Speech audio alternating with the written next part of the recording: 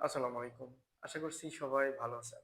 আমার Khalid discussion box চ্যানেলটিতে আপনাদের সবাইকে স্বাগতম। চুল পড়া এখন বর্তমান সিচুয়েশনে একটা কমন ডিজিজ। এটাকে ডিজিজ বলি কারণ কোনো না কোনো প্রবলেমের জন্যই আপনার চুল পড়তেছে। তো আজকে আপনাদের গুরুত্বপূর্ণ একটা ইনফরমেশন দিব সেটা হচ্ছে অল্প বয়সে চুল পড়া নিয়ে এবং এই চুল পড়ার কারণ এবং সেটার প্রতিকার কি হতে পারে। তো আমি আশা করি যাদের বর্তমান চুল পড়তে শুরু হয়েছে অল্প বয়স থেকে অথবা মোটামুটি ২০-২২ বছর বয়স থেকে তারা কি কারণে আপনাদের চুল পড়তেছে এবং এখান থেকে আপনি কিভাবে বেরিয়ে আসবেন, নতুন চুল গজানোর জন্য কি করবেন সেটা আপনাদেরকে আমি বলার চেষ্টা করব। তো ভিডিওটা শেষ পর্যন্ত দেখবেন তাহলে আপনার অল্প বয়সে চুল পড়ার কারণ এবং প্রতিকার সম্পর্কে জানতে পারবেন। দেখেন চুল পড়ার আসলে অনেকগুলা কারণ আছে। তার ভিতর ১ম যেটা কারণ যেটাকে আমরা ধরে থাকি হচ্ছে অ্যান্ড্রোজেনিক অ্যালোপেশিয়া অথবা জেনেটিক্যাল হেয়ার ফল অথবা বংশগত চুল পড়ার সমস্যা। দেখেন বর্তমান হচ্ছে বা মোটামুটি সব ফ্যামিলিতেই এই প্রবলেমটা আছে। তো আপনার যখন চুল পড়তে শুরু হবে তখন আপনি একটু ব্যাক ক্যালকুলেশন করে দেখবেন আপনার ফ্যামিলিতে বাবা, চাচা, দাদা, মামা কারো না কারো চুল পড়ার সমস্যা আছে কিনা। যদি না থেকে থাকে তাহলে আপনার মোস্ট প্রবাবলি এটা অ্যান্ড্রোজেনিক অ্যালোপেশিয়া না, আপনার কোনো না কোনো প্রবলেমের জন্য চুল পড়া শুরু হয়েছে। ২ নম্বর যেটা কারণ সেটা হচ্ছে আমরা অনেক বেশি কাইন্ড অফ কেমিক্যালের শ্যাম্পু ইউজ করি অথবা হচ্ছে আমরা হেয়ার ড্রায়ার ইউজ করি।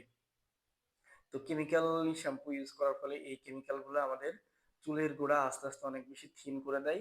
এরপরে হচ্ছে আমাদের চুল ভাঙতে শুরু হয় এবং চুল পড়ে আস্তে হচ্ছে আমাদের টাক দেখা যায়।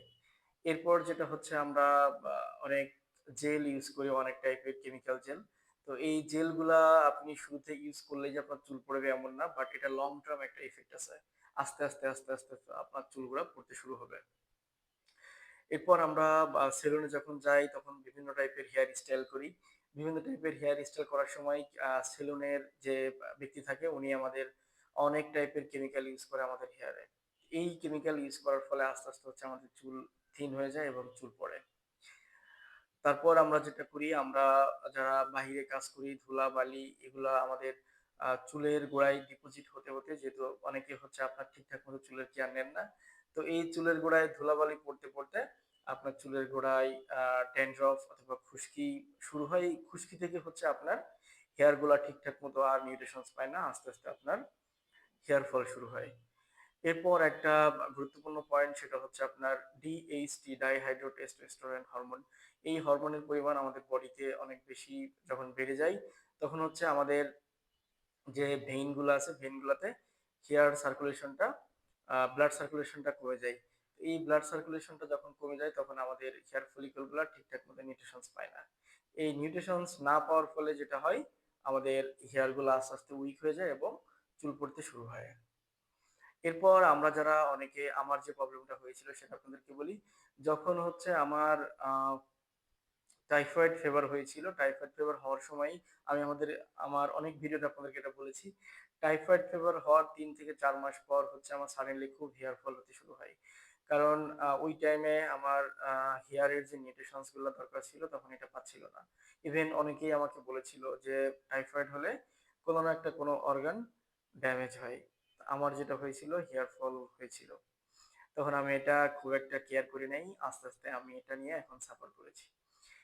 তো যাই হোক আমি অনেকগুলো পয়েন্ট আপনাদেরকে বলেছি চুল পড়ার। এখন এখান থেকে আমরা কিভাবে বেরিয়ে আসতে পারি এবং কি করলে আমরা নতুন চুল গজাতে পারবো সেটা আপনাদেরকে আমি বলি। দেখেন শুরুতেই আমি যেটা বলি সেটা হচ্ছে আপনাদের অ্যান্ড্রোজেনিক অ্যালোপেশিয়া যাদের আছে অথবা যারা আপনারা সাসপেক্ট করেছেন যে আপনার অ্যান্ড্রোজেনিক অ্যালোপেশিয়া তখন আপনার ওটা নিয়েই মেডিকেশন শুরু করতে হবে। কারণ অ্যান্ড্রোজেনিক অ্যালোপেশিয়া একটা সময় আস্তে দেখবেন যে আপনার ফুল মাথা বল্ড হয়ে গিয়েছে অথবা আপনার ফুল মাথা টাক হয়ে গিয়েছে। তো এটার সমাধান আপনাকে শুরুতেই করতে হবে। আপনি যদি জেনেই থাকেন যে এটা আপনার অ্যান্ড্রোজেনিক অ্যালোপেশিয়া, চুল পড়তে জাস্ট ইনিশিয়াল স্টেজে আছে, আপনার এখনো টাক হয় নাই, তখনই আপনি এটা নিয়ে কাজ শুরু করবেন।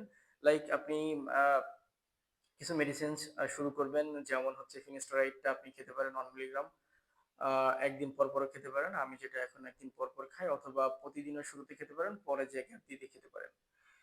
আর হচ্ছে এটার সঙ্গে আপনি মাল্টিভিটামিন এন্ড মাল্টিমিনারেলস খাবেন, ভিটামিন ডি3 খাবেন এবং চাইলে vitamin D3 plus calcium combination ট্যাবলেটটা খেতে পারেন। তাহলে হচ্ছে আপনার চুল পড়াটা বন্ধ হবে। যদি না আপনার সিভিয়ার বল্ডনেস না চলে যায় তাহলে মিনোক্সিডিল ইউজ করার কোনো দরকার নাই। যদি দেখেন আপনার বল্ডনেস এর পরিমাণ আস্তে, আস্তে বেড়ে যাচ্ছে অথবা চুল আপনার গজানো দরকার, তখনই হচ্ছে আপনি মিনোক্সিডিল স্প্রেটা ইউজ করবেন। এখন ২য় পয়েন্টে আসি, যদি হচ্ছে আপনার কেমিক্যাল অথবা হেয়ারে হিট দিয়ে অথবা হচ্ছে আপনার আ অনেক বেশি হেয়ার স্টাইল করার কারণে চুল পড়ে থাকে, তাহলে এইগুলা ১ম এ বন্ধ করে দিবেন। বন্ধ করে দিয়ে আপনার এই চুল পড়া বন্ধ করার জন্য আপনাকে প্রিভিয়াস যে মেডিসিনস গুলো বলেছি এগুলো আপনাকে শুরু করতে হবে। এরপর আসি, যারা আমরা ধুলাবালির অনেকেই ধুলাবালির ভিতরে কাজ করি। ধুলাবালির কারণে হচ্ছে আমাদের চুলগুলা ড্যান্ড্রফ হয়েছিল। এই চুলের গুলা ড্যান্ড্রফ হওয়ার কারণে আমাদের চুলগুলা পড়তে শুরু হয়েছে। শুরুতে আপনি যেটা করবেন, আপনার এই ড্যান্ড্রফ থেকে মুক্তি পেতে হবে। আপনি ড্যান্ড্রফ থেকে মুক্তি না পাওয়ার আগে যত মেডিসিন ইউজ করেন আপনার হেয়ার ফল বন্ধ হবে না, আপনার নতুন করে চুল গজাবে না। তো শুরুতেই আপনাকে ড্যান্ড্রফ গুলাকে দূর করতে হবে। যার শুরুতে আপনাকে চুলগুলা ছোট করে নিয়ে অ্যান্টি ড্যান্ড্রফ শ্যাম্পু ইউজ করতে হবে। লাগলে আপনি regular Johnson baby shampoo use করতে পারেন যদি রেগুলার ইউজ করা লাগে। আর আমি আমার ইউটিউবে একটা ভিডিও দিয়েছিলাম কিভাবে সেবোরিক ডার্মাটাইটিস অথবা ড্যান্ড্রফ থেকে মুক্তি পেতে পারেন। ওই ভিডিওটা আপনারা দেখতে পারেন চাইলে।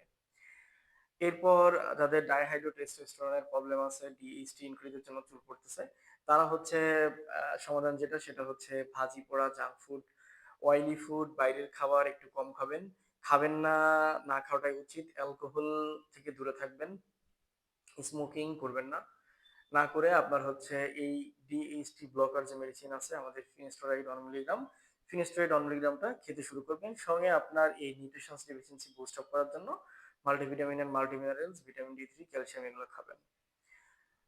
হ্যাঁ, এরপর যেটা আছে আপনারা অনেকেই হচ্ছে আরো কিছু সাজেশন দিই আপনাদেরকে, সেটা হচ্ছে যারা ভেজা তাওয়াল দিয়ে মানে চুল ভেজা অবস্থায় খুব তাওয়াল দিয়ে চুল মোছার চেষ্টা করেন, তারা এটা করবেন না। এর ফলে হচ্ছে আপনার চুল পড়ার পরিমাণ অনেক বেশি বেড়ে যায়। তো বেসিক্যালি আমি অনেকগুলা কারণ এবং প্রতিকার আপনাদেরকে বলার চেষ্টা করেছি। আমি চেষ্টা করি সবসময় আপনাদেরকে একটু হলেও উপকার করার জন্য, যেন আপনারা চুল পড়া থেকে বেরিয়ে আসতে পারেন। তো এরপরেও যদি কারো কোনো কোয়ারিজ থাকে অবশ্যই কমেন্ট করে জানাবেন। আপনার চুলের বর্তমান কি অবস্থা সেটাও কমেন্ট করে জানাতে ভুলবেন না। যদি আমার ভিডিও দেখে একটু আপনাদের উপকার হয় তাহলে আমার চ্যানেলটিকে সাবস্ক্রিপশন করে রাখবেন। ভালো থাকবেন সবাই। আল্লাহ হাফেজ। আসসালামু আলাইকুম।